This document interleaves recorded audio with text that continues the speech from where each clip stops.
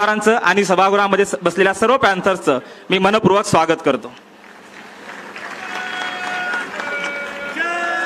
या सत्राचे प्रमुख मार्गदर्शक यांचा अवघ्या काही क्षणामध्ये या ठिकाणी आगमन होईल। गेली 2 दिवस झाले आपण हा विचाराचा जागर विचार मंथन या ठिकाणी करत आहोत। विविध नाटकांच्या माध्यमातून, कवितांच्या माध्यमातून एक वैचारिक मंथन या ठिकाणी सुरू आहे।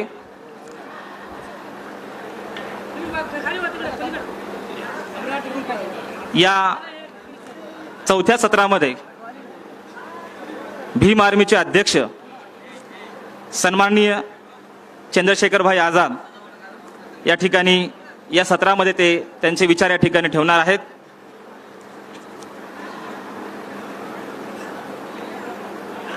पॅन्थरच्या कार्याचा आणि एकूणच 50 वर्षात काय कमवलं या संदर्भाने आपण या ठिकाणी 2 दिवसामध्ये आपण हे कार्यक्रम आयोजित केले।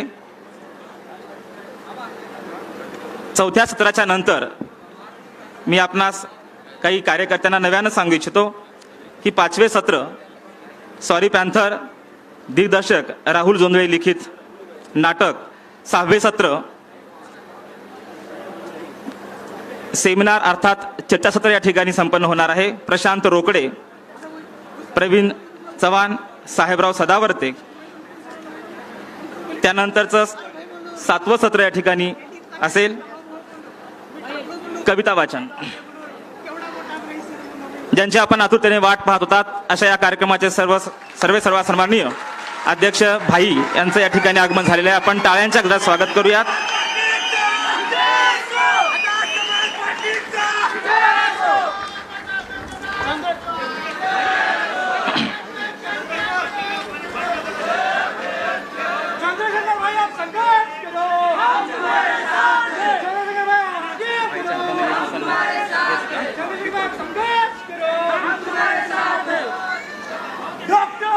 या सत्रामध्ये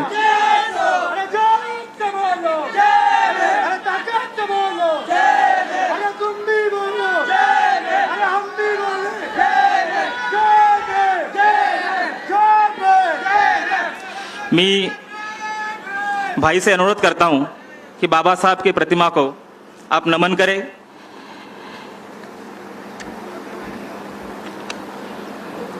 रास्ते अगर खामोश हो गए तो संसद आवारा हो जाती है असं कोणीतरी म्हटलेलं आहे। म्हणून लोकशाहीमध्ये रस्त्यावर सतत मोर्चे हवे असतात, हक्क अधिकारासाठी ही मोर्चे हवे असतात, संसदेला आवर घालण्यासाठी। आणि या देशामध्ये ही सर्व जबाबदारी फुले शाहू आंबेडकरी विचारांच्या अनुयायांची आहे। आणि आपण ते सर्वजण अगदी महाराष्ट्राबाहेर देशभरामध्ये ही जबाबदारी आपण पार पाडतो। या ठिकाणी आदरणीय राहुल प्रधान सर सोबतच सन्माननीय भाई यांनी डॉक्टर बाबासाहेब आंबेडकरांच्या प्रतिमेचं पूजन या ठिकाणी केलेलं आहे। सभागार में उपस्थित सभी विद्वज्जनों को का प्रथम तहे दिल से मैं स्वागत करता हूं। इस समारोह के मुख्य मार्गदर्शक के रूप में मैं आज़ाद समाज पार्टी के और भीम आर्मी के फाउंडर अध्यक्ष भाई चंद्रशेखर आज़ाद जी का तहे दिल से स्वागत करता हूं। आप भी उनका स्वागत तालियों से कीजिए। मैं भाई को कहना चाहता हूं, नांदेड़ एक क्रांतिकारों की भूमि है, शहीदों की भूमि है। इस भूमि में गौतम वाघमारे, पोचीराम कामले, जनार्दन मवाड़े, इन सभी आंदोलकों को, ये आंदोलक शहीद हुए। इस भूमि में एसएम प्रधान जैसे लड़ाऊ पैंथर ही पैदा हुए। और इसी तरह आज के वर्तमान समय में अपना योगदान भी इसी इतिहास का हमें नांदेड़ वासियों को गर्व है कि आप भी इसी तरह भीम आर्मी के माध्यम से या आज़ाद समाज पार्टी के माध्यम से वर्तमान स्थिति में आप भी पैंथर का ही काम कर रहे हैं, इसलिए आप भी एक पैंथर है। आपका भी इसी सभागृह में मैं तहे दिल से स्वागत करता हूं। नांदेड़ नगरी, भाई आपको मैं कहना चाहता हूं कि नांदेड़ नगरी से यानी इस निर्वाचन क्षेत्र से हरिहर राव सोनवणे जैसे एमपी पार्लियामेंट में यहाँ पे इस भूमि से गए, इसलिए हमें एक ऐतिहासिक भूमि, इसका हमें गर्व है। मैं इस सत्र के मुख्य मार्गदर्शक माननीय चंद्रशेखर भाई आजाद, इनका अभी स्वागत होगा। इस स्वागत के लिए मैं राहुल प्रधान जी को अनुरोध करता हूं कि आप भाई का स्वागत कीजिए।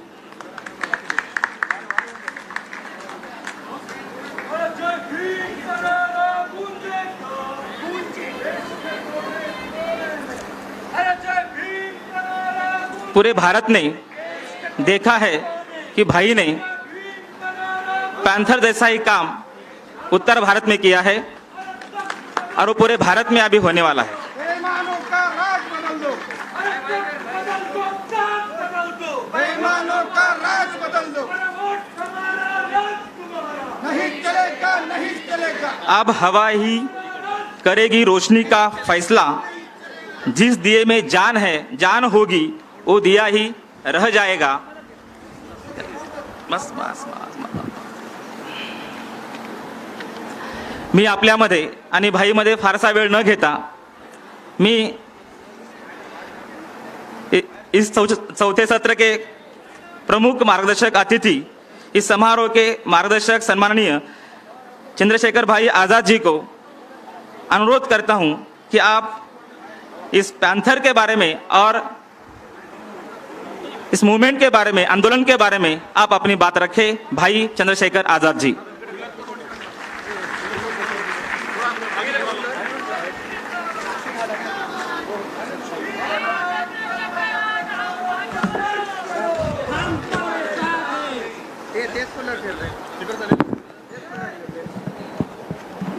जय भीम।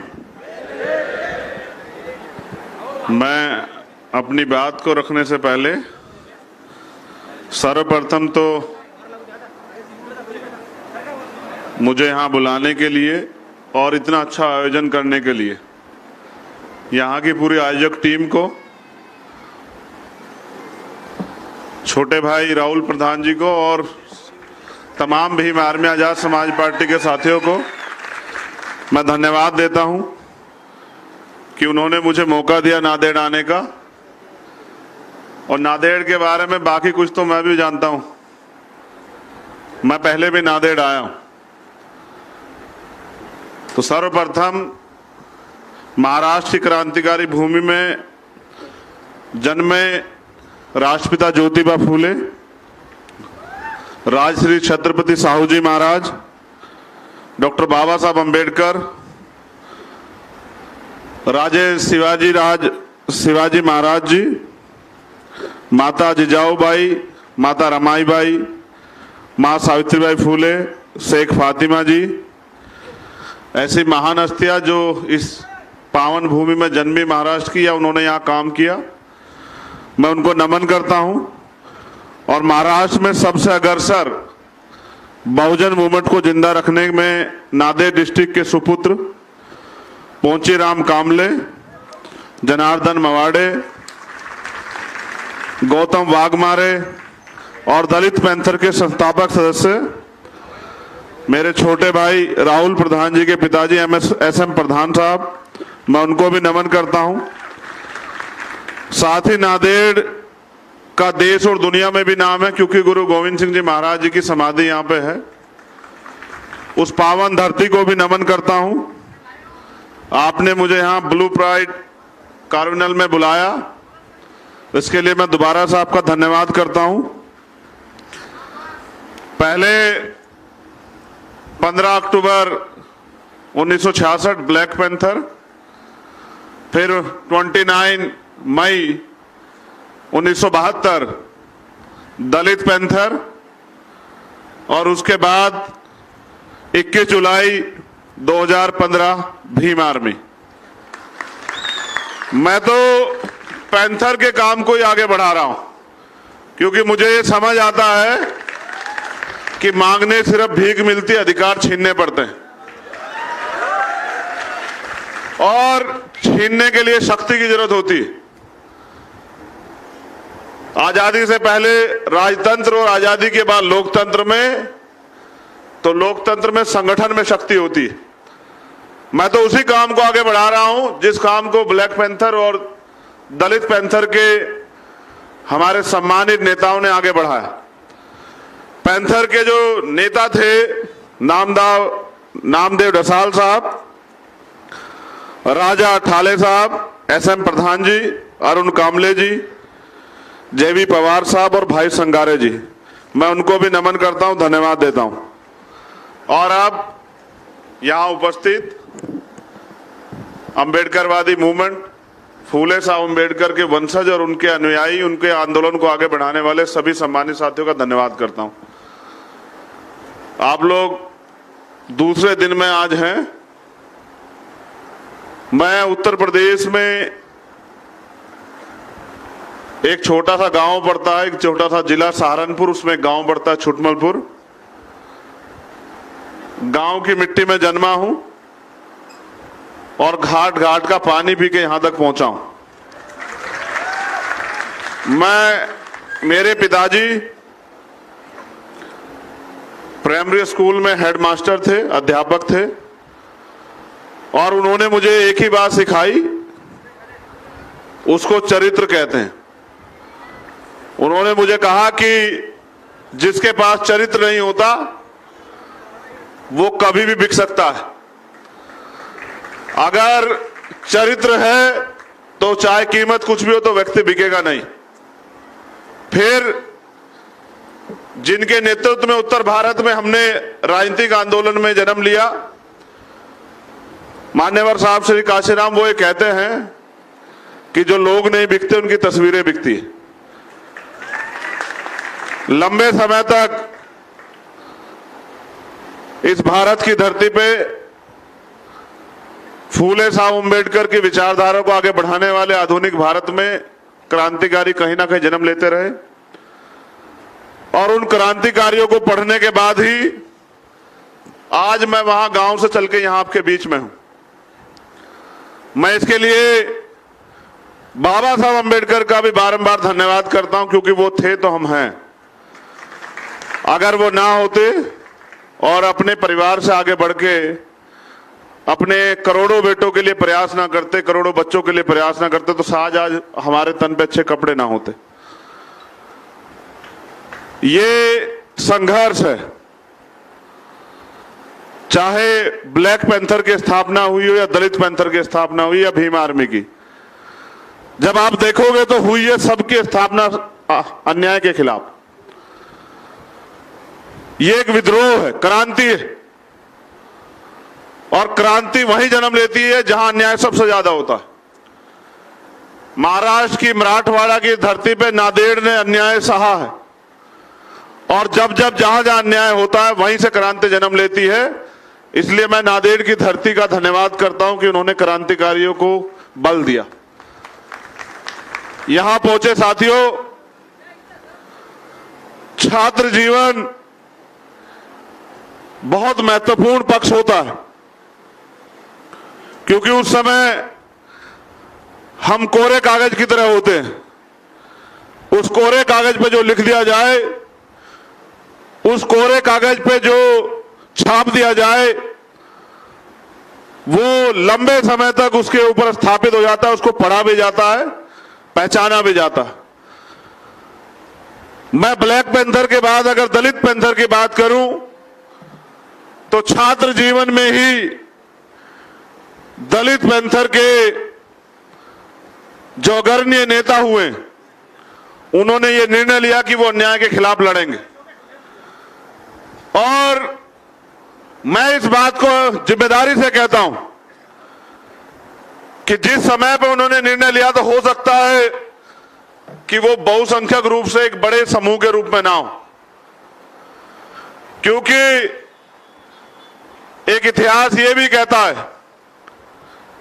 कि व्यक्ति के नाम को पूजा जाता है, काम को पूजा अभी नहीं जाता है। जब उन्होंने संघर्ष किया, कुछ करके दिखाया, तब शायद लोगों की समझ में आया हो कि ये नौजवान एक जुनून लेके निकले जो बदल देंगे, और वो करके भी दिखाया।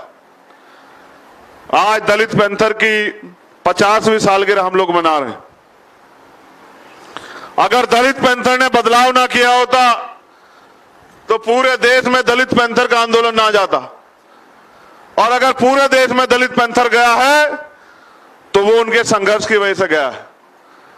आज भी मैं देखता हूं कि दलित पैंथर की तरह ही भीम आर्मी के लोग पूरे देश में अन्याय अत्याचार खिलाफ लड़ते हैं। मुझे बड़ी खुशी होती है जब मैं देखता हूं कि नौजवान लोग ये ब्लू प्राइड, नीला गमछा लेके गले में डालकर जब सड़कों से गुजरते और हिम्मत जुटाते, मुझे बड़ी खुशी होती। जब वो जोर जोर से जय भीम के नारे लगाते हैं तो मुझे ऐसा लगता है कि एक समय आएगा कि धरती और आसमान पे नीला नीला छाएगा, एक समय ऐसा आएगा।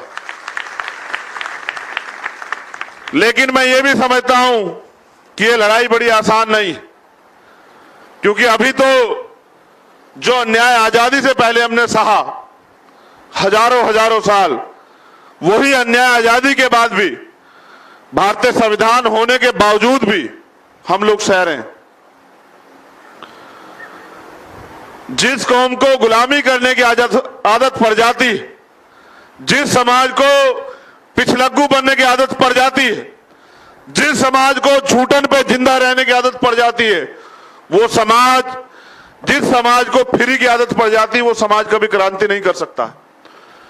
क्रांति के लिए चाहिए असंतोष, और असंतोष आप तब समझोगे, दर्द आप तब समझोगे जब आप समाज को परिवार मानोगे।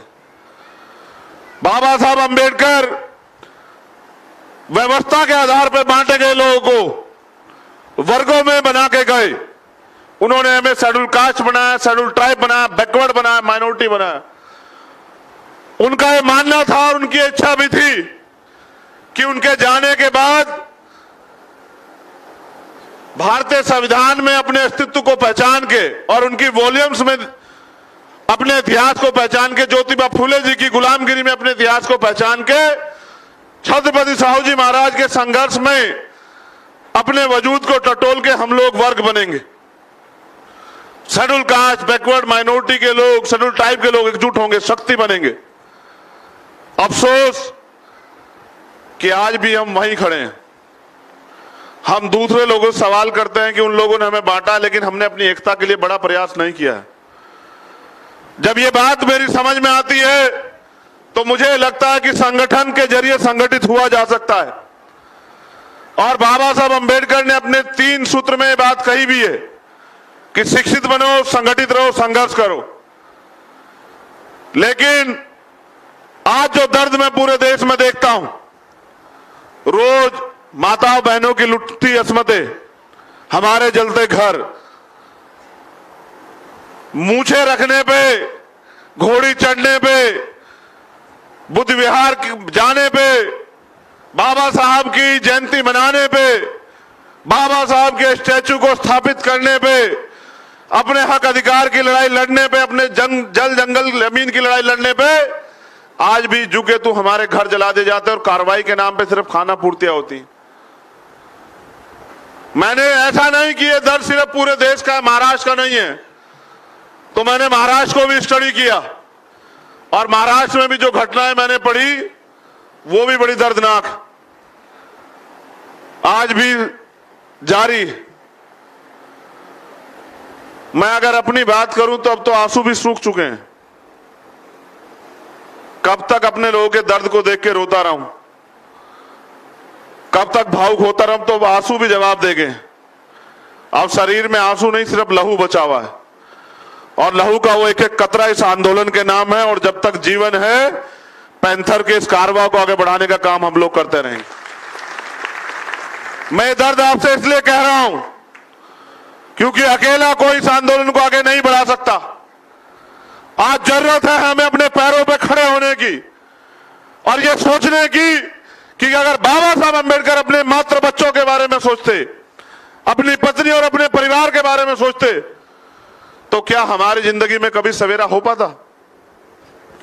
अगर बाबा साहब अंबेडकर अपने अथक प्रयास से हमें वोट का अधिकार नहीं दिला पाते तो क्या कोई हमारी बस्तियों में पैर रखने के लिए आता? आज जो तमाम तरह के हिंदुत्व और भाईचारे की जो लोग बात करते हैं, अगर ये वोट की ताकत आपसे छीन ली जाए तो मैं जिम्मेदारी से कहता हूं कि आज भी आपकी हालत और आपकी स्थिति उनकी नजरों में बिल्कुल वैसी है जितनी आजादी से पहले थी। मेरे आज भी उस घटना को मैं याद करके आपको बता सकता हूं कि जब गोलमेज कॉन्फ्रेंस में मदन मोहन मालवीय जी ने यह कहा कि डॉक्टर अंबेडकर आप हमारे भाई हैं, और अंग्रेजों से कहा कि भारत में कोई छुआछूत नहीं है, कोई भेदभाव नहीं है। डॉक्टर अंबेडकर बस थोड़े नाराज हैं, इस वजह से इस तरह की बातें कर रहे हैं। हम तो वहां परिवार की तरह रहते हैं, हम तो एकजुट हैं। वहीं उसी मौके पे बाबा साहब अंबेडकर ने वो जग से पानी का गिलास भर के और उसको मदन मोहन मालवीय जी के सामने किया। उन्होंने कहा अगर मालवीय जी कोई अछूतपन नहीं है, कोई भेदभाव नहीं, तो ये पानी आप पी के दिखाइए। और मालवीय जी ने इतनी हिम्मत नहीं जुटा पाए कि एक अछूत के हाथ से पानी पी लें। परिणाम अंग्रेजों को भी ये पता लगा कि डॉक्टर अंबेडकर सही कह रहे हैं। आज सच्चाई ये है कि जो संविधान में आपको अधिकार है उसकी वजह से थोड़ा सा जो आप आरक्षण और कुछ रिसोर्स जो हमें मिले हैं उनकी वजह से आज हम लोग थोड़े से आगे बढ़ गए हैं। वरना सच तो ये है कि जब देश आजाद हुआ तो अमीर लोग अमीर ही रहे और गरीब लोग गरीब ही रहे। और आजादी से पहले जो इस देश में व्यवस्था थी, जो ब्राह्मणिकल सोशल ऑर्डर के आधार पर सामाजिक गैर बराबरी और आर्थिक गैर बराबरी थी, उसके शिकार आज भी हम हैं। और मेरे याद है बाबा साहब अंबेडकर ने कहा था संविधान को सौंपते हुए कि राजनीति में वन वोट वन वैल्यू, इस वोट के आधार पर राजनीति में तो हम लोग बराबर हो जाएंगे, लेकिन ब्राह्मणिकल सोशल ऑर्डर के आधार पर जो सामाजिक गैर बराबरी और आर्थिक गैर बराबरी आज भी कायम है, जब तक हम उसका अंत नहीं करते तो इस देश में हमारी राजनीति भी कामयाब नहीं हो पाएगी। आज आप नोटिस कीजिए, नौजवान साथियां बड़े पैमाने पर मौजूद हैं, इंटेलेक्चुअल साथियां बड़े पैमाने में मौजूद हैं। आज देश में लोकतंत्र है ही कहां? क्या कोई गरीब का बेटा मेहनत करके आगे बढ़ सकता है? मैंने खुद उत्तर प्रदेश में चुनाव कंटेस्ट किया और उस व्यक्ति के खिलाफ कंटेस्ट किया जो उत्तर प्रदेश के सूबे का मुख्यमंत्री। जब मैंने कंटेस्ट किया तो मैंने ये देखने के लिए कंटेस्ट किया कि चुनाव होता कैसा है, लड़ाने में और लड़ने में फर्क है। मुझे एहसास हुआ कि अगर 50 लाख रुपए 1 करोड़ रुपए आपके पास नहीं तो आप चुनाव नहीं लड़ सकते हैं। तो आप ये अपने मन से सोचिए कि आजाद भारत में लोकशाही है कहां? कोई गरीब का बेटा अगर कितना भी मेहनती क्यों ना हो, कितना भी संघर्षशील क्यों ना हो, कितनी भी उसके दिल में सपने क्यों ना हो, लेकिन वो लोकतंत्र में अपनी बात को रखने के लिए इतने तमाम लोगों के जो बैरिकेड्स लगा दिए गए उनको पार नहीं कर सकता है। आज भी हम लोग बाबा साहब अम्बेडकर के अनुयायी, लेकिन आज भी मीडिया, मनी, इन तमाम तरह की सुविधाओं से, रिसोर्सेज से हम लोग दूर हैं। और जिनके साथ मुकाबला है, अगर हमें पैंथर बनाना पड़ा, क्यों बनाना पड़ा? जब इस देश में कानून है, संविधान है, तो हमें क्यों बनाना पड़ा? क्यों हमें अपने लोगों की रक्षा के लिए निर्णय लेना पड़ा? उसका एकमात्र कारण यह है कि कानून बनाने की ताकत हमारे हाथ में नहीं है और कानून को लागू कराने की ताकत हमारे हाथ में नहीं। और अगर कानून को लागू कराने की ताकत हमारे पास नहीं है तो हम मात्र एक भीड़ है, और भीड़ कोई लड़ाई नहीं जीतती, भीड़ कभी कामयाब नहीं होती है, भीड़ हमेशा भेड़ होती है। हमें इस भेड़ की कैटेगरी से आगे निकलना पड़ेगा। मुझे आज एक तकलीफ और है, मैं उसको भी आपके सामने बयां करूंगा। यहाँ पैंथर बैठे हैं, ये रीढ़ है, इस आंदोलन की रीढ़ है जो लोग यहां बैठे हैं। बलि बकरी की दी जाती है, शेर की नहीं दी जा सकती। अगर हमें शेर बनना है तो हमें अपने महापुरुषों के जीवन संघर्ष को, उनके सिद्धांतों को, उनके जीवन को अनुसरण करना पड़ेगा, जीना पड़ेगा। बाबा साहब अम्बेडकर चाहते थे कि हम इंस्टीट्यूशन बनाएं, आज आप चेक करो, महाराष्ट्र में हो सकता है क्या देश में हम पे ऐसे इंस्टीट्यूशन है कि हम अपने कमजोर बच्चों को जो है वहां पढ़ाने का काम कर सके। जहां विरोधी लोगों ने इतने बड़े बड़े इंस्टीट्यूशन खोल के अपनी विचारधारा को वहां प्रसारित करने का काम किया, तो क्या उनके मुकाबले उनको टक्कर देने के लिए या अपने समाज को उस लेवल पे खड़ा करने के लिए क्या हमारे पास उनसे आधे भी इंस्टीट्यूशन है? जैसा मैंने कहा कि आज अगर हम पढ़ते भी तो हैं तो मात्र नौकरी के लिए, और ये एक कड़वा सत्य है, मैं अपवाद को पे नहीं जाना चाहता, लेकिन सच ये है अगर भारत में आज हम पढ़ते भी हैं तो मात्र इसलिए कि नौकरी मिल जाए। हम ज्ञान के लिए नहीं पढ़ते हैं, और अगर हम ज्ञान के लिए पढ़ते तो फिर यहां दोबारा से डॉक्टर अंबेडकर जन्म लेते। हम इसलिए पढ़ते हैं कि हमें नौकरी मिल जाए, और नौकरी इसलिए कि कुछ पैसे मिल जाए और उन पैसों के जरिए हम अपने घर परिवार को चला सकें। कहीं से कहीं तक भी हम आंदोलन के साथ नहीं खड़े हैं। यह पूरा आंदोलन देने के लिए है। आप फूले साहब को पढ़िए,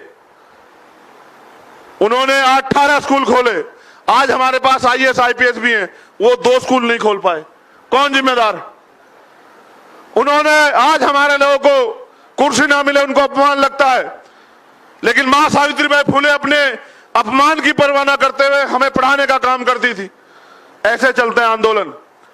पैंथर अगर आगे बढ़ा तो पैंथर के लोगों ने अपना खून और अपना पसीना, अपना तन मन धन उसमें झोंका, और अगर भीम आर्मी ने अपनी पहचान बनाई, मुझे गर्व है भीम आर्मी का कार्यकर्ता होने पे कि पूरी दुनिया में जाने जाने वाली टाइम्स मैगजीन में अगर भीम आर्मी का एक कार्यकर्ता जगह बनाता है तो ये भीम आर्मी की ईमानदारी, उसके संघर्ष की पहचान है।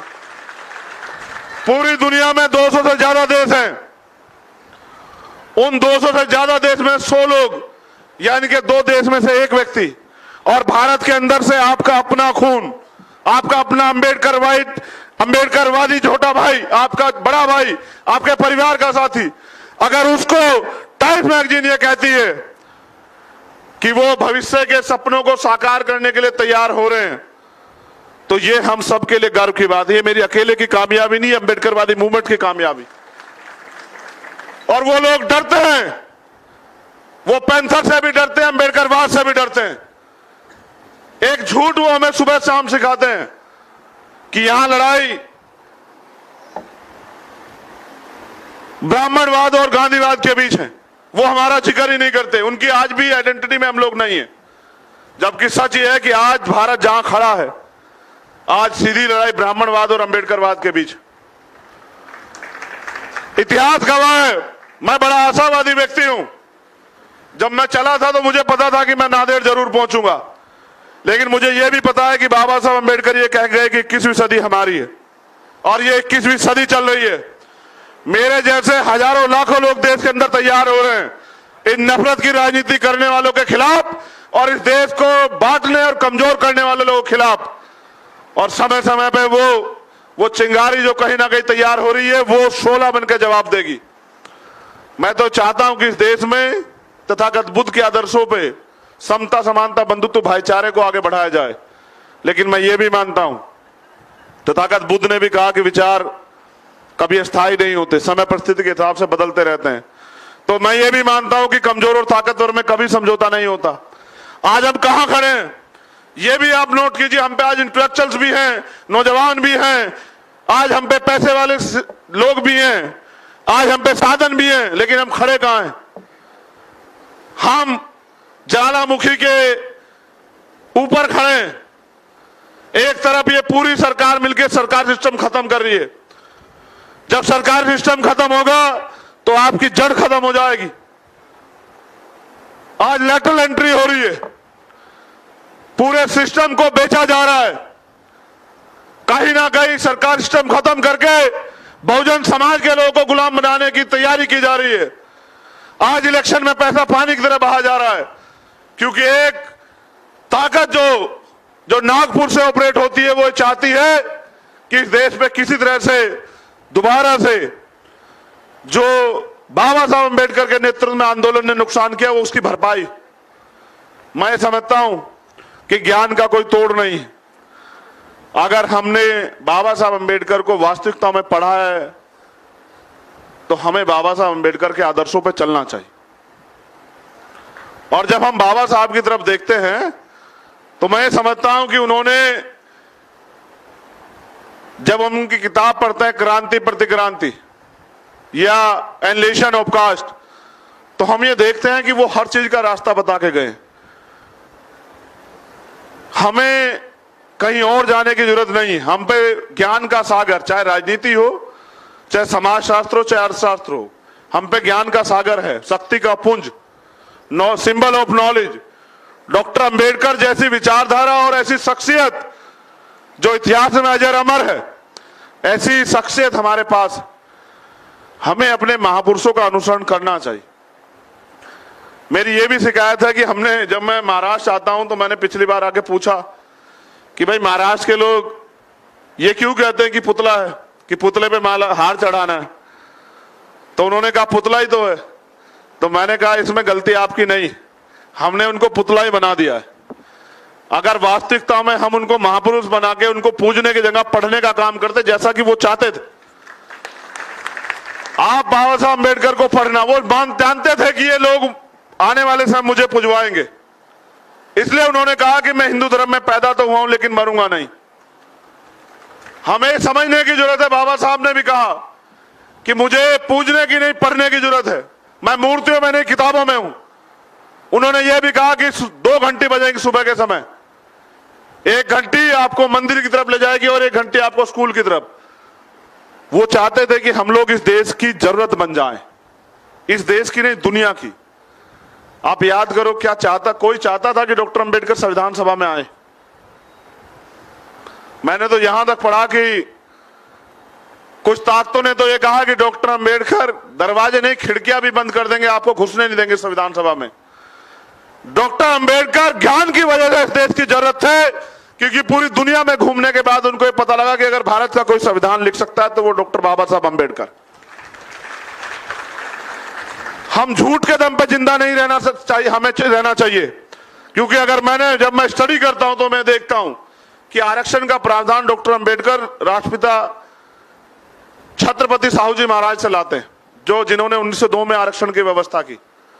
और एजुकेशन का जो पूरा वो है, एजुकेशन का जो पूरा कॉन्सेप्ट है, वो राष्ट्रपिता ज्योतिबा फूले से लाते हैं। हमारे महापुरुषों ने सारे रास्ते खोले, बस देर है कि उस पर चलने की। और फिर मैं आपसे कह रहा हूं कि ज्वालामुखी के ढेर पे हैं, अगर नहीं खड़े होंगे, नहीं जिम्मेदारी समझेंगे, तो जो नहीं लड़ेगा वो मरेगा।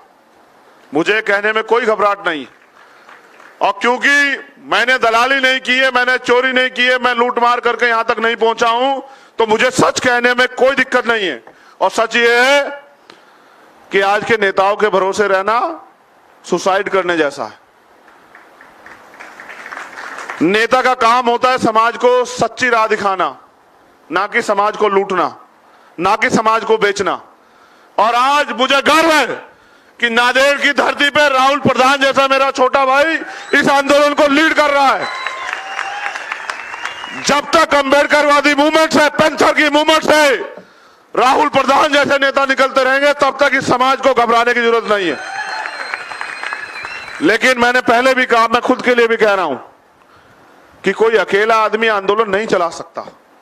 आंदोलन की सीमाएं, आंदोलन की आवश्यकताएं हैं, और आंदोलन सहयोग से चलता है। आप सब लोगों को उस साथ देना पड़ेगा। आप सब लोगों को किसी भी स्थिति में आपको समझना पड़ेगा। अगर 2 साल हम लोग चुप रहे, और चुप रहने वाले समाज को क्या सहना पड़ रहा है। मैंने तो यह भी पढ़ा हिस्ट्री में कि जिनका राज होता है उनका धर्म होता है। मैं अभी उड़ीसा गया था, मैं देश के कोने में विचरण करता रहता हूं इधर उधर। मैं इस महीने में 7-8वीं स्टेट में हूं।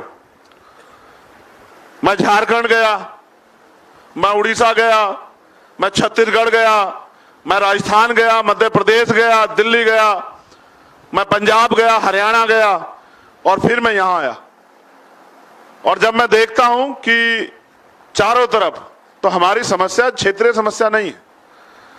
इस देश में जातिवाद बहुत बड़ी समस्या है, देशव्यापी समस्या है, कोरोना से बड़ी समस्या, प्लेग और तमाम तरह की महामारी से बड़ी समस्या जातिवाद। और उस जातिवाद के आगे हमारी काबिलियत बोनी साबित हो जाती है। चाहे हमें कितनी भी काबिलियत हो, इस व्यवस्था में जातिवाद के सामने हम लोग जीरो हो जाते हैं। हमारी काबिलियत को घुटने टेकने के लिए मजबूर कर दिया जाता। जब मैं पूरे देश में देखता हूं और जाता हूं तो कहीं मैं सुनता हूं कि साहब हमारे पास जमीन नहीं है, कहीं सुनता हूं कि साहब हम पे रोजगार नहीं है, कहीं सुनता हूं साहब हम पे जो है हमारे साथ कास्ट एट्रोसिटी होती है, कहीं मैं सुनता हूं कि साहब हमें पानी नहीं है, कहीं मैं सुनता हूं कि साहब स्वाभिमान से जी नहीं सकते। मैं राजस्थान गया, मूछें रखने के नाम पे जितेंद्र मेघवाल की हत्या कर दी गई। और अगर मैं दर्द बयां करूं आपसे, अगर आपसे नहीं कहूंगा तो किससे कहूंगा? तो जब मैं जितेंद्र मेघवाल के परिवार से बात कर रहा तो वहां बहनों ने मुझे जो बताया वो और दर्दनाक था। और जब मैं नांदेड़ पे भी याद करता हूं तो ऐसी घटना मुझे दिखाई देती है। मुझे बताया गया राजस्थान में कि आज भी राजस्थानी कपड़े पहन के अगर कोई महिला निकल जाती है तो डॉक्टर अंबेडकर की विरोधी विचारधारा के जो लोग हैं वो उसके तन से वो कपड़े खींच लेते हैं। एक घटना तो उन्होंने मुझे ऐसी बताई कि एक महिला कपड़े पहन के निकल गई तो दूसरे लोगों ने उसको नग्न करके तब तक बंद रखा जब तक उसके पुराने कपड़े घर से नहीं आए। उन्होंने बताया कि आज भी हम अच्छे कपड़े पहन के और चप्पल पहन के सामंतियों के घर के सामने से नहीं निकल सकते हैं। उन्होंने मुझे यह भी बताया कि आज भी नौजवान हो या बुजुर्ग वो पगड़ी पहन के या मोटरसाइकिल पहन के कुछ क्षेत्रों से नहीं गुजर सकता है। और परभनी का उदाहरण, घटना पुरानी है लेकिन उसका नेतृत्व किया था एसएम प्रधान जी ने। परभनी का दर्द अभी हम भूले नहीं। तो चाहे महाराष्ट्र हो राजस्थान, और जैसा मैंने कहा कि उड़ीसा में, जब मैं उड़ीसा गया तो मैंने देखा कि ना मकान है, ना स्वाभिमान है, ना सम्मान है, ना ही रोटी है, ना ही कपड़ा। और हो सकता है कि जानवर भी अच्छा जीवन जीते हो। इससे बुरी स्थिति में समाज। अब वो सब लोग ये सोचते हैं, मैं जब उनको सुनता हूं उनको लगता है कोई पीर पैगंबर, कोई प्रॉफिट, कोई महापुरुष पैदा होगा, जन्म लेगा और हमारी जिंदगी बदलेगा। और मैं समझता हूं कि जो इतिहास में पैदा हुआ वो दोबारा पैदा नहीं हो सकता, क्योंकि तथागत बुद्ध इस बात को साबित करते हैं। वो तो ये कहते हैं कि अपो दीपक हो, अपना दीपक स्वयं बनो।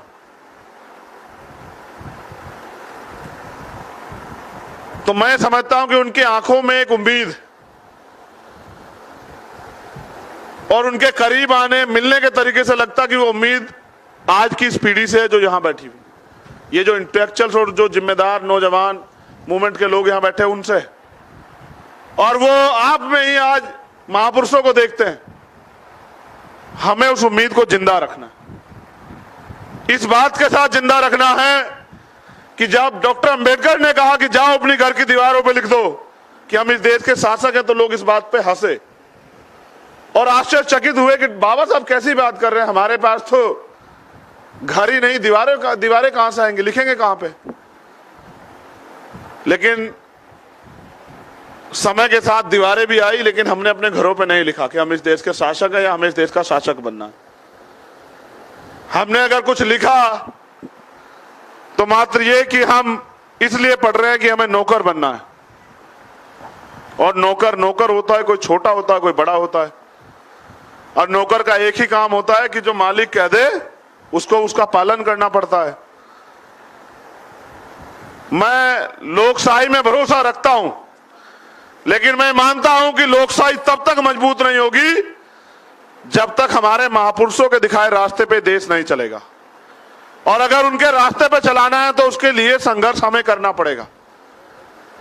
अगर आप लोगों ने बिहार की वो घटना आपको याद हो, लक्ष्मणपुर बाथे की जो घटना है, अगर मैं जानना चाहूं कितने ऐसे लोग हैं जिनको बिहार की उस घटना के बारे में याद है, जरा वो हाथ उठाएंगे क्या? जिनको लक्ष्मणपुर बाथे की घटना की जानकारी, वो एक बार ऊंचे से हाथ उठाए, मैं देखूं कितने लोगों को पता है। अपना इतिहास पता होना चाहिए ना।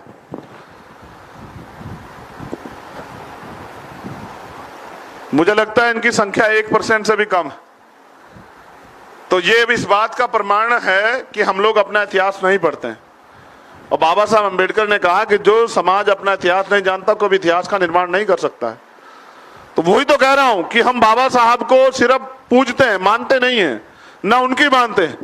उन्होंने ये भी कहा कि इतिहास व्यक्ति को परिवर्तित कर सकता है, लेकिन अगर व्यक्ति संकल्प ले ले तो वो इतिहास को भी परिवर्तित कर सकता है, और ऐसा उन्होंने करके भी दिखाया।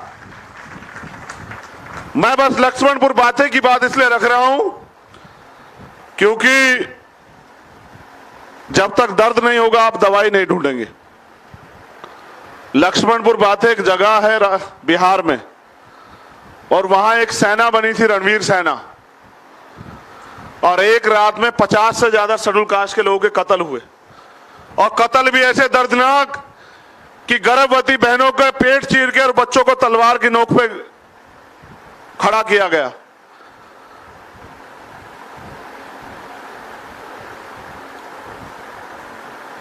लोअर कोर्ट से, डिस्ट्रिक्ट कोर्ट से उनको सजा हुई सब लोगों को, लेकिन जनेऊ लीला और ब्राह्मण तंत्र देखिए कि हाई कोर्ट ने उन लोगों को बरी कर दिया, सब लोगों को। अगर शायद गाय होती तो उस पर भी न्याय हो जाता, लेकिन आज तक 50 लोगों के कत्ल को सरकार, सुप्रीम कोर्ट और पुलिस नहीं ढूंढ पाई। इसलिए मुझे लगता है कि पैंथर की और भीम आर्मी की जरूरत, अपने लोगों की रक्षा सुरक्षा और दूसरे लोगों को यह जवाब देने के लिए कि हम लोग कमजोर नहीं, हम ईंट का जवाब पत्थर से देना जानते हैं। इसलिए भीम आर्मी की जरूरत आज के समय में। आपके दरवाजे रोकने के लिए बहुत सारे बैरिकेडिंग है, आपको कमजोर करने के लिए तमाम तरह की चीजें, षड्यंत्र हैं, और फिर अगर जिसकी कामयाबी ना रोकी जाए उसके खिलाफ साजिशें होती है। मैं तो आपसे ये पुकार करने के लिए आया हूं कि पुराने लोगों को नमन करने से काम नहीं चलेगा, उनके जैसा बनना पड़ेगा। अगर आज यहां पैंथर जैसे उस विचारधारा को और उस त्याग के साथ खड़े होने वाले 100 लोग भी तैयार हो जाए तो मैं समझता हूं कि महाराष्ट्र में किसी की हैसियत नहीं कि वो शोषित वर्ग के लोगों के ऊपर उंगली भी उठा दे, हाथ तो बहुत दूर की बात। लेकिन क्यों पैंथर पैदा नहीं हो रहे हैं? क्योंकि पैंथर को मरना भी तो है, पैंथर को शहादत देनी। हर मां चाहती है कि चंद्रशेखर आजाद और भगत सिंह पैदा हो, लेकिन हो पड़ोसी के यहां, क्योंकि उनको बलिदान भी तो देना है। देखिए, जैसा मैं मानता हूं कि काबिलियत महलों की मोहताज नहीं होती, उस तरह से मैं मानता हूं कि संघर्ष के लिए उम्र मायने नहीं रखती। क्योंकि मैं तो यह भी मानता हूं कि 23 साल के शहीद आजम भगत सिंह और 19 साल के सरदार करतार सिंह सराबा और संकल्प लेके जनरल ओडवार को लंदन जाके सबक सिखाने वाले शहीद आजम वीर उधम सिंह, अगर ऐसे लोग इस समाज में पैदा नहीं होंगे, ऐसे वीर शहीद इस समाज में पैदा नहीं होंगे, तो ये समाज जो है बहुत जल्द जो है दास्ता को स्वीकार कर लेगा। मैं ये नहीं कह रहा कि हमें लोकशाही में तलवारों से लड़ना है, बंदूकों से लड़ना है, लेकिन सेल्फ डिफेंस तो जरूरी है ही, उसका तो ध्यान रखना पड़ेगा। आत्मरक्षा तो जरूरी है, ये तो सर्वोच्च न्यायालय भी कह रहा है। मैं तो लॉयर हूं, मैं तो अनकॉन्स्टिट्यूशनल कोई बात नहीं करता हूं, लेकिन मैं मानता हूं कि हमारी चुप्पी जो संविधान की वजह से है वो हमारी कमजोरी बनती जा रही है। क्योंकि मैंने अंत समय में बाबा साहब का जो अंत समय था, मैंने उस समय में बाबा साहब की जो लिखी हुई वॉल्यूम्स है उनको ज्यादा पढ़ा, और मैं अक्सर अपने साथियों को सुनाता भी रहता हूं, जिसमें बाबा साहब अम्बेडकर ये कहते हैं कि मैं आराम से मरना चाहता हूं, सुकून से। मैं दुखी हूं, व्यथित हूं, क्योंकि मैं जो करना चाहता था अपने सपने को पूरा नहीं कर पाया।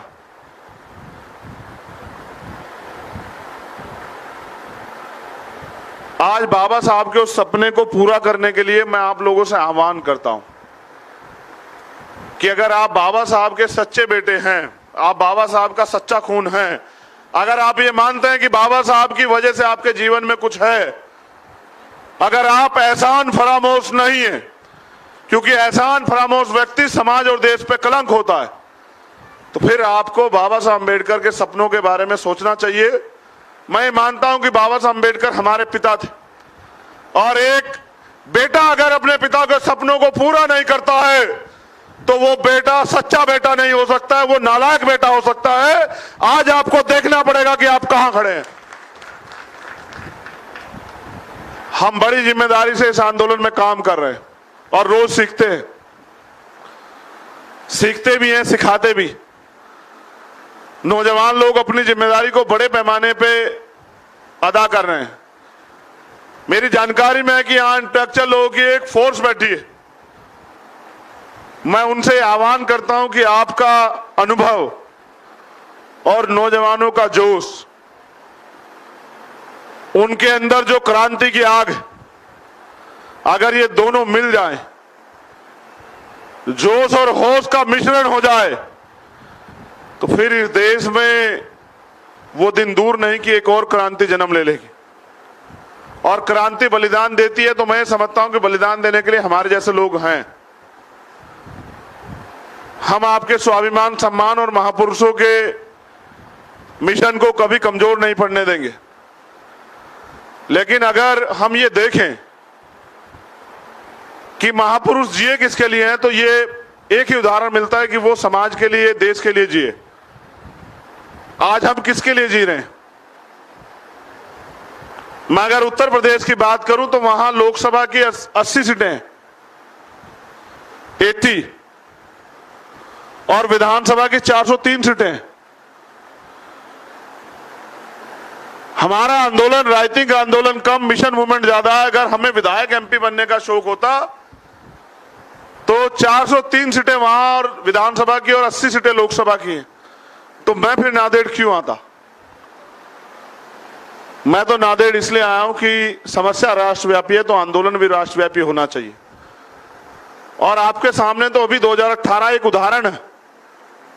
2 अप्रैल 2018 को हम लोग इकट्ठे हुए, ना कोई झंडा, ना कोई डंडा, ना कोई बैनर, ना कोई संगठन, बस हमारी शक्ति। 17-18 लोगों ने बलिदान दिया। वीर गति तो हुई, लेकिन सफलता मिली। और जिस सरकार को कहते हैं कि वो सरकार किसी के आगे नहीं झुकती, वो सरकार एक दिन में हमने झुकती हुई देखी। रात में पूरी सरकार इकट्ठी होकर तय करती है और सुप्रीम कोर्ट को कहती है कि हम कानून बना रहे हैं, SC/ST एक्ट में कोई चेंज नहीं होगा। ये लोकशाही है। यहां तलवारों से नहीं, आपके शरीर की जो ताकत है, आपकी जो गिनती है, उससे आपकी अहमियत और क्षमता तय होती। अभी समय है, वोट का अधिकार है, बचा लो। जंगल में आग लग चुकी। बाबा साहब अम्बेडकर ने कहा 1000 कलम और 1000 तलवार और 1 कलम। वो कलम को चाहते थे, वो चाहते थे पार्लियामेंट में आपका कब्जा हो जाए। वो चाहते थे RPI में उनके नेतृत्व के, उनके जाने के बाद आपने नांदेड़ के लोगों ने तो सफल करके दिखाया। सुनावने जी के उसमें आपने तो सफल करके दिखाया। लेकिन ऐसा क्या दीमक लगी उनके जाने के बाद कि आज यहां अम्बेडकरवादी आंदोलन इतना कमजोर हो गया? जब गांधीवाद और सावरकर के लोग इस देश में राज कर सकते हैं, तो अम्बेडकर के भी लोग इस देश में राज कर सकते हैं। इस बात को हमें समझना पड़ेगा। ऐसी विचारधारा जिस पर चलने के बाद, जिसको नमन पूरी दुनिया करती हो, मैं नहीं कह रहा हूं, इतिहास कह रहा हूं, और गारंटी है इस बात की कि सबसे ज्यादा बड़े पैमाने पर अगर किसी महापुरुष का जन्मदिन सेलिब्रेट होता है दुनिया में, तो वो डॉक्टर बाबा साहब अम्बेडकर। अभी आप चेक करा लो, 14 अप्रैल को दुनिया के सबसे ज्यादा देशों में, और उनके मानने वाले लोग यहां, उनके हाथ ऐसे हैं। वो सरकार की तरफ देखते रहते हैं कि सरकार कुछ देगी, जबकि उनके हाथ ऐसे होने चाहिए थे कि वो सरकार को या कमजोर लोगों को, अल्पसंख्यक लोगों को दे दे। बहुसंख्यक लोग मांग रहे हैं, अल्पसंख्यक लोग दे रहे हैं। तो उसका कारण एक ही मुझे नजर आता है कि हम लोग अपने महापुरुषों के मिशन पे काम नहीं कर रहे हैं। हम आशावादी बने बैठे हैं कि कोई महापुरुष आके हमारी जान बचाएगा। तो जितने लोग यहाँ हैं, मेरी बहनें, मेरी माताएं, नौजवान साथी, बुजुर्ग और जो वो साथी मिशनरी जो काम कर रहे हैं, आप अपना समय छोड़ के यहाँ हैं, तो हमें ये संकल्प लेना पड़ेगा समय समय पे बाबा साहब अम्बेडकर ने आंदोलन किए, चाहे कालाराम मंदिर आंदोलन हो या महार चौड़दार आंदोलन। जब हम इकट्ठा होते हैं तो हमें संकल्प लेना पड़ेगा। ये मैंने बाबा साहब अम्बेडकर से सीखा। जब उन्होंने महार चौड़दार आंदोलन किया तो उन्होंने अपने साथियों से कहा कि आज हम सत्याग्रह करेंगे, कोई जवाब नहीं देगा। उन्होंने लाठियां खाई, लेकिन जब सत्याग्रह समाप्त हुआ तो उन्होंने कहा आज हम इकट्ठा हुए तो हम संकल्प लेंगे। ऐसे ही तो हम लोग इकट्ठा हुए। हम पैंथर की 50वीं स्थापना दिवस मना रहे हैं तो हम इकट्ठा हुए, तो संकल्प तो लेना चाहिए नहीं चाहिए? लेना चाहिए? बताओ, आप लोग बताओ, संकल्प लेना चाहिए नहीं लेना चाहिए? मुझे लगता है कि इस एसी और पंखों की ठंडी हवा में आपका उत्साह भी ठंडा हो गया है। तो बाबा साहब अम्बेडकर ने अपने अनुयायियों के साथ 3 संकल्प लिए थे उस समय। पहला, हम आज के बाद मरे हुए जानवरों का मांस नहीं खाएंगे। दूसरा, हम आज के बाद कोई गंदा व्यवसाय नहीं करेंगे। तीसरा, जिस जाति को हमने बनाया नहीं उस जाति की वजह से हम अपने मोरल को, कॉन्फिडेंस को डाउन नहीं करेंगे कि हम लोग नीच जाति में पैदा हुए, कमजोर जाति में पैदा हुए। हम स्वाभिमान सम्मान के साथ जिएंगे। मैंने बाबा साहब अम्बेडकर की एक लाइन पढ़ी थी, वो कोट करके मैं अपनी बात को खत्म करूंगा कि मुझे मेरे जाने के बाद मरा हुआ मत समझना। मुझे मेरे जाने के बाद मरा हुआ मत समझना। जब तक संविधान जिंदा है मैं जिंदा हूं। क्या आप नहीं मानते हैं संविधान को खतरा है? कितने लोग मानते हैं कि संविधान खतरा? जरा हाथ उठाओ, जागरूक लोगों का पता लग जाए। अगर आप मानते हैं तो आप उसको बचाने के लिए कर क्या रहे हैं? क्या आप चाहते हैं बाबा साहब अम्बेडकर की दोबारा हत्या हो? भाई, अगर संविधान मर जाता है, संविधान खत्म हो जाता है, तो यानी कि बाबा साहब की दोबारा हत्या होगी। मैंने कोलंबिया यूनिवर्सिटी का बाबा साहब का एक चैप्टर पढ़ा था जिसमें एक बोर्ड पे लिखा गया था कि मनुष्य पैदा होता है और मर जाता है, लेकिन महापुरुष पैदा होते हैं और महापुरुष कभी नहीं मरते। ये बात बोर्ड पे लिखी हुई थी और बाबा साहब अम्बेडकर ने आए और उसको नीचे दूसरी लाइन को कट कर दिया जिसमें लिखा था कि महापुरुष पैदा होते हैं, महापुरुष कभी नहीं मरते। इस तरह का ही की क्लास थी। सामने बैठे वाले लोगों ने, नौजवान बच्चों ने, साथियों ने, स्टूडेंट ने विरोध किया। उन्होंने कहा, अध्यापक ने लिखा और डॉक्टर अम्बेडकर ने काट दिया। क्या तो अम्बेडकर इस बात को प्रूव करे कि उनके पास इसका जवाब है, या फिर वो एडमिट करे कि उन्होंने अनुशासनहीनता की, उनके खिलाफ कार्रवाई होनी चाहिए। जब डॉक्टर अम्बेडकर को मौका मिला तो उन्होंने कहा कि मनुष्य पैदा होता है, मर जाता है, महापुरुष पैदा होते हैं लेकिन वो कभी नहीं मरते। लेकिन ये झूठ है। सच ये है कि महापुरुष तब तक जिंदा रहते हैं जब तक उनकी विचारधारा का प्रचार प्रसार होता है। जिस दिन उनकी विचारधारा का प्रचार प्रसार होना बंद हो जाए उस दिन महापुरुष भी मर जाते हैं। आज डॉक्टर अम्बेडकर की विचारधारा को पहुंचाने की देर है। डॉक्टर अम्बेडकर जैसी विचारधारा दुनिया में कहीं नहीं, क्योंकि इतनी गंभीरता से आपने मुझे सुना। तो महाराष्ट्र के लोगों के लिए एक सवाल मैं छोड़ जाता हूं, शायद आप उसका जवाब ढूंढ के मुझे दे दें। यहां जाओ। पूरी दुनिया में भारत से जाने वाला बुद्धिज्म, देखो गौर से सुनो, पूरी दुनिया में भारत से जाने वाला बुद्धिज्म जो चाइना, जापान, थाईलैंड, उत्तर कोरिया, दुनिया में जो ज्ञान का स्रोत बना हुआ है, वो भारत में अल्पसंख्यक क्यों है? महाराष्ट्र के में बड़े पैमाने पे तथागत बुद्ध को मानने वाले लोग रहते हैं। जो धर्म यहां से चल के, धम यहां से चल के पूरी दुनिया गया और उसने पूरी दुनिया को वैज्ञानिक दृष्टिकोण दिया, वो भारत में अल्पसंख्यक क्यों है?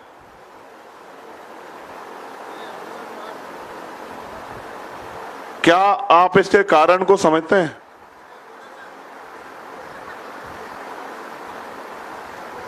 अगर आप इसके कारण को समझते हैं तो फिर सिर्फ चिंतन और चिंता करने से काम नहीं चलेगा, उसको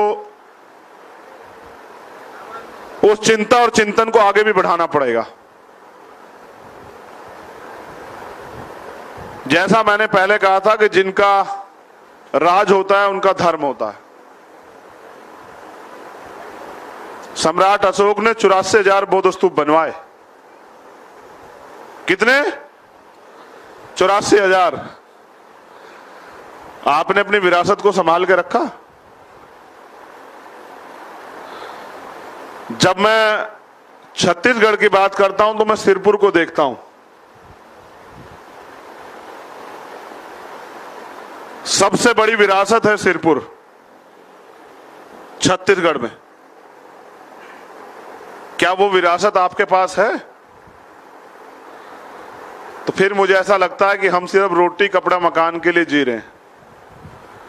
जिन लोगों को थोड़ी सी सुविधाएं मिल गई हैं वो अपने परिवार को आगे बढ़ाना चाहते हैं, और जिनको नहीं मिली है वो उन सुविधाओं को चाहते हैं। 1% से ज्यादा कम लोग हमारे इस आंदोलन को आगे बढ़ाने का काम कर रहे हैं, चाहे बौद्धिस्ट सोसाइटी ऑफ इंडिया के माध्यम से या किसी और आंदोलन के माध्यम से, जबकि समाज हमारा 99% जो है वो उस आंदोलन को पीछे खींचने का काम कर रहा है। तो क्या तो 1% लोग उन 99% लोगों में से ज्यादा लोगों को तैयार करने का काम शुरू कर दें, वरना मुझे ऐसा लगता है कि आज के हालात में जहां झूठ इतने बड़े पैमाने पर आगे बढ़ रहा है और सुप्रीम कोर्ट, हाई कोर्ट से लेकर तमाम तरह की एजेंसियां नतमस्तक है सरकार के सामने, तो वो 1% लोग भी ज्यादा दिन इस आंदोलन को सरवाइव नहीं कर पाएंगे। इन्हीं बातों के साथ मैं छोटे भाई राहुल प्रधान जी का धन्यवाद करता हूं और उनको विश्वास दिलाता हूं कि अगर मैं 25 साल और जिया तो मैं 75वीं सालगिरह पे भी जरूर आऊंगा। लेकिन मेरा यह भी वादा है आपसे कि अगर मैं 25 साल और जिया तो बाबा साहब का सपना तो हम 10 साल में पूरा कर लेंगे। लाइन खींच के 11वां साल नहीं लेंगे, 10 साल में इस देश में पंचशील और नीला झंडा जो है ना वो दिल्ली की गद्दी से लहराएगा। बहुत बहुत धन्यवाद। जय भीम, जय भारत, जय संविधान, जय मंडल, जय जोहार, नमो बुद्धाय। धन्यवाद।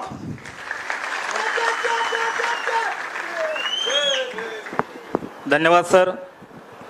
जो तूफान में पलते हैं, बोले थे बोलो, जो तूफान में पलते हैं वही दुनिया बदलते हैं।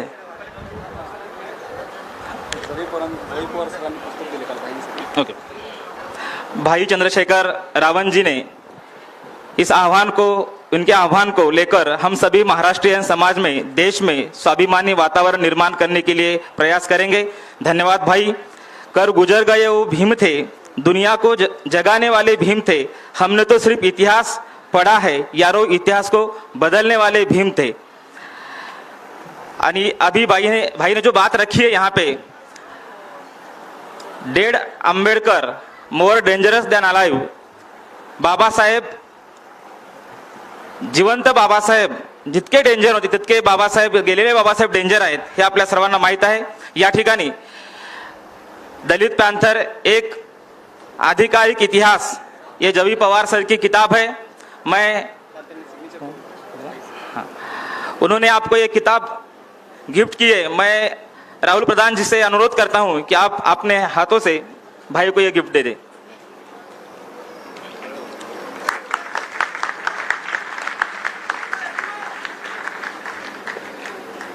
धन्यवाद। यानंतर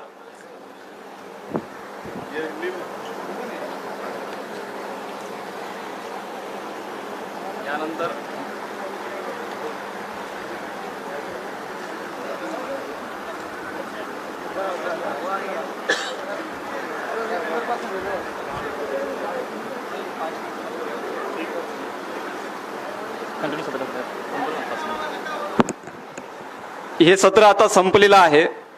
यानंतर राहुल जोंधळे दिग्दर्शित शिक्षणाचा बाजार या नाटकाचा प्रयोग होणार आहे आणि भाई चंद्रशेखर आझाद स्वतः हे बसून ते प्रयोग पाहणार आहेत. एक 5 मिनिटाचा ब्रेक आहे. सगळ्यांनी ब्रेक घ्यावा 5 मिनिटाचा. जय भीम.